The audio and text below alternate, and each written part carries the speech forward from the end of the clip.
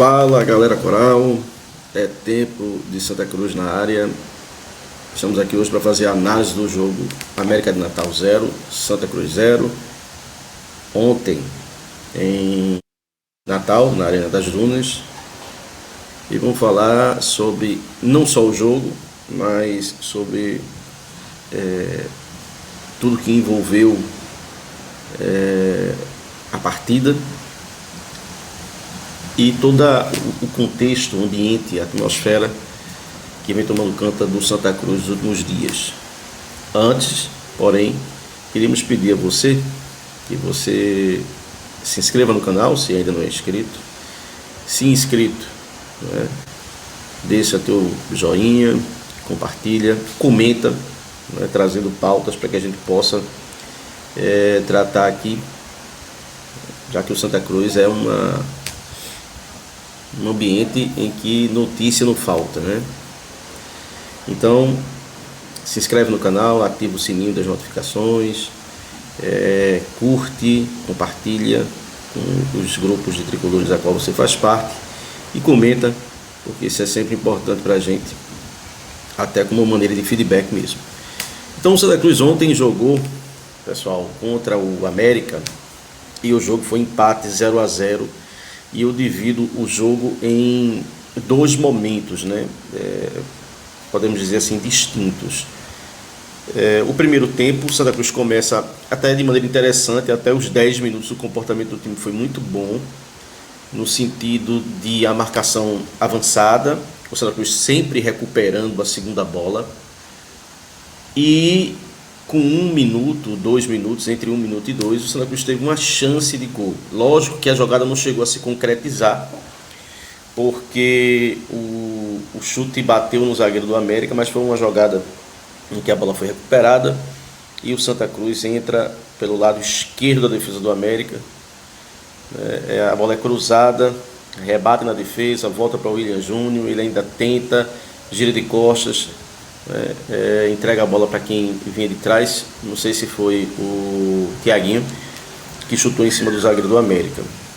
Então, até 10 minutos de jogo, a sensação que passava era, para nós torcedores, que o time não tinha se deixado abater por toda a semana difícil que foi o Santa Cruz. A partir dos 10 minutos, o América encaixa a marcação, e aí é um ponto que eu já começo a cobrar de Marcelo Cabo. Por quê?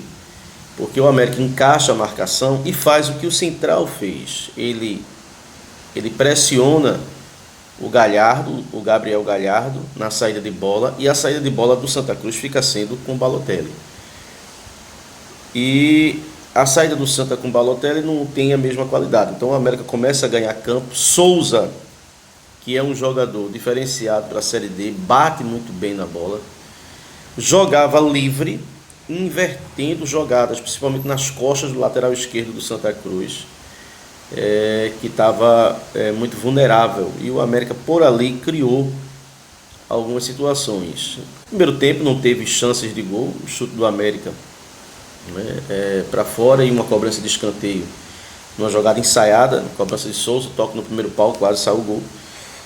Mas foi um jogo que o América passou a ter um domínio maior, dos 10 até os 23, 24 minutos do segundo tempo. A partir daí o Santa volta a ter mais o controle do jogo. O Gabriel Galhardo aparecendo de maneira muito interessante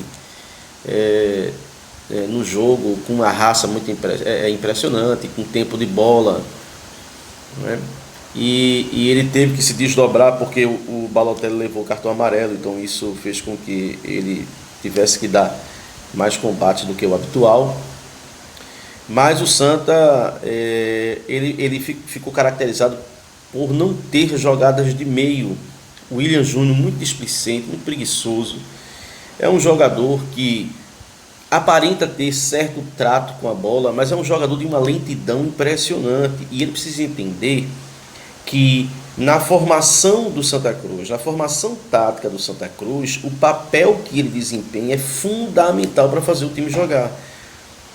Porque o Santa ele tem como forte os dois extremos, o Thiaguinho e o Giovani, os dois mal ontem, apagadíssimos, Mas quem faz a transição vem com Galhardo, mas quem alimenta esses dois jogadores é o William Júnior.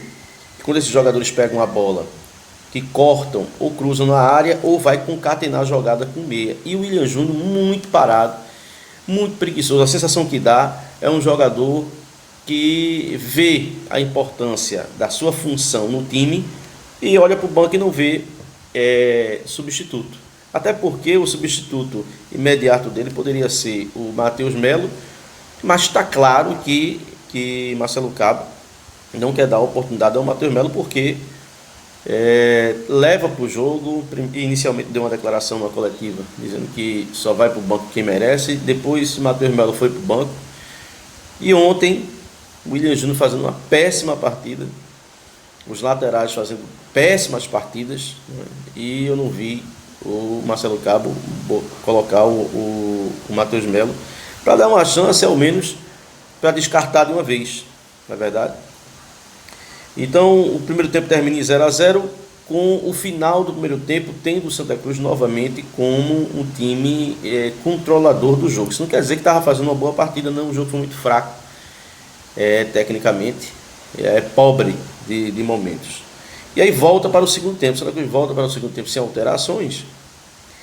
E o impressionante é que o segundo tempo do Santa Cruz foi vergonhoso. A atuação do Santa Cruz foi vergonhosa. O Santa Cruz claramente joga para um empate, para empatar a partida, para não perder o jogo. O William Júnior volta para o segundo tempo, com 17 minutos sai. E aí eu não entendo como é que você se predispõe a marcar e você marca mal. O Santa Cruz marcou mal, o América teve penetração na área do Santa Cruz.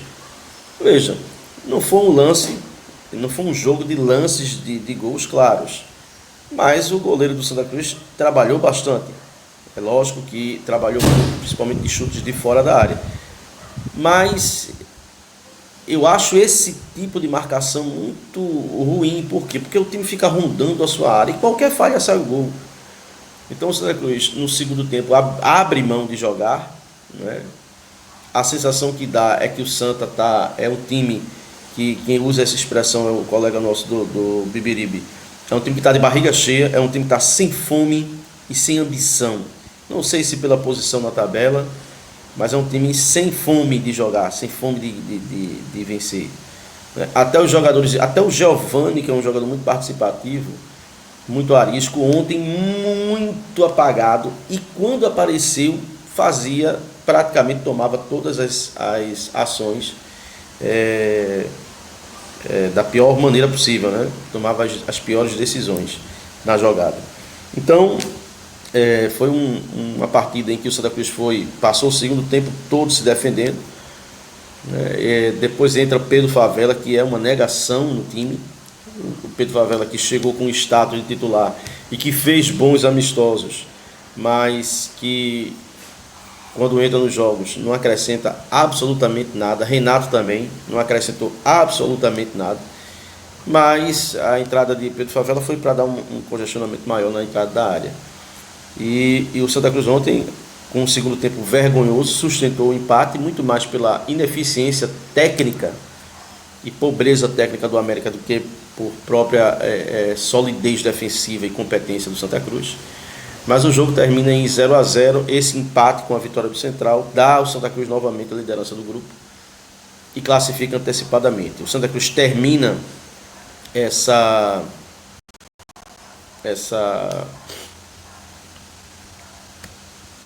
fase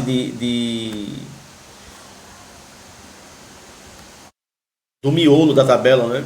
O Santa Cruz teve um miolo de tabela muito complicado. Tem uma tabela que começa muito bem, depois ela tem uma sequência muito dura, que é Central, Ferroviário, Central e América, né? No caso foi América, Central, Ferroviário, Ferroviário, Central, América. E a tendência agora é que a tabela se apresente muito tranquila para o Santa Cruz, porque ele vai ter Santa Cruz do Rio Grande do Norte, Horizonte e 13 praticamente fora da disputa. E aí o Santa Cruz tende a terminar a primeira fase na primeira colocação, consolidando a sua situação de líder, briga inclusive para a liderança geral do campeonato. mas é uma liderança que pode ser enganosa, é uma primeira colocação que pode ser muito enganosa, haja vista que o futebol do Santa Cruz vem caindo e muito. Tema para um próximo vídeo da gente, que a gente vai falar sobre rendimento. E pasmem vocês, torcedores do Santa Cruz, pasmem vocês. O Santa Cruz é o time hoje com pior rendimento entre os classificados. A gente só fica na frente de Horizonte, eu acho, e que 13, que vem fazendo uma campanha horrível, né? Ao final do jogo, torcedor, nós tivemos a declaração de Thiago Galhardo, né? Uma declaração extremamente contundente. Até o repórter, né? Os repórteres ficaram surpresos porque ele abre a boca e diz que o ambiente está muito ruim no Santa Cruz, com essa indefinição de SAF. Os bastidores estão muito ruins, e ele abre o verbo no sentido de dizer aos dirigentes corais ou a ex-dirigentes, que ainda tem influência dentro do clube, que o Santa Cruz precisa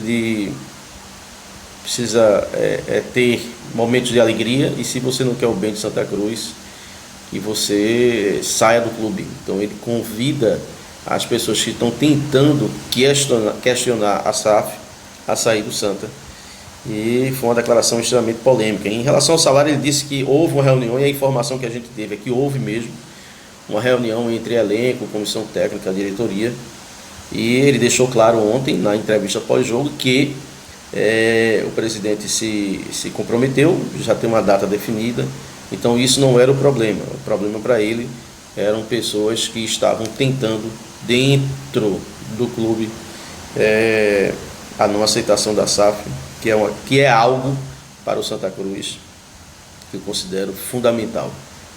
E a semana toda foi muito caótica, com membros da imprensa claramente, querendo assassinar reputações de investidores da SAF do Santa Cruz,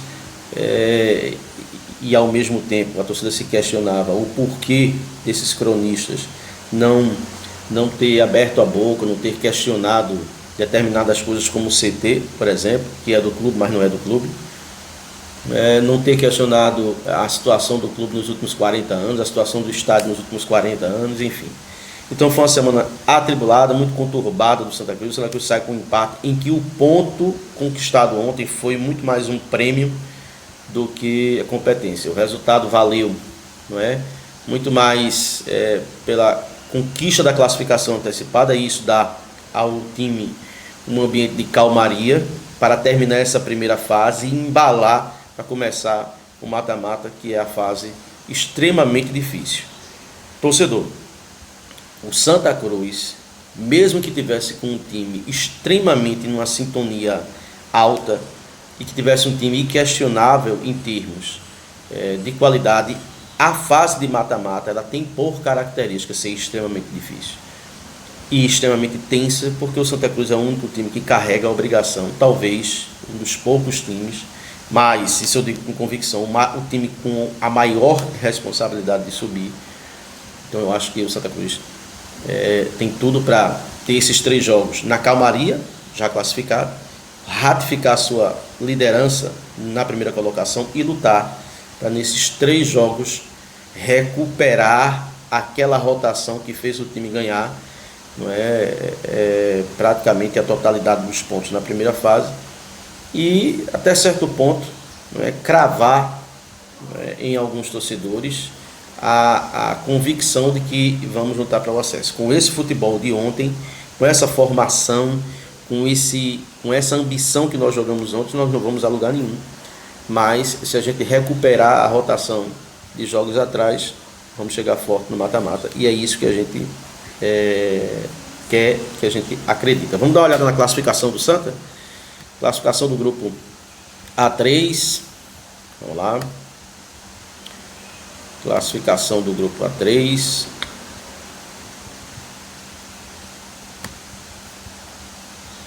Olha aí.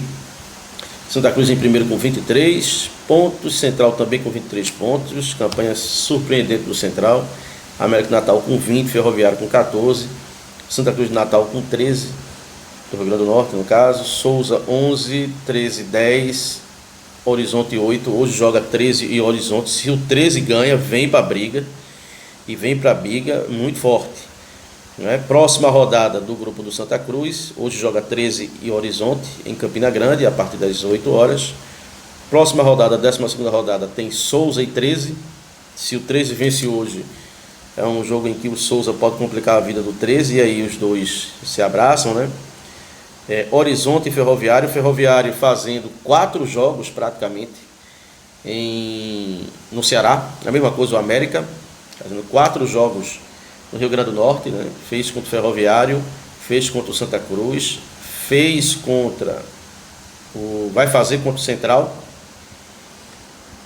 foi o Ferroviário, foi o Santa Cruz do Rio Grande do Norte, o Santa Cruz ontem e o Central na próxima rodada. Aí, América de Natal e Central, provavelmente aí define já quem será o segundo colocado, e Santa Cruz do Rio Grande do Norte no Arruda.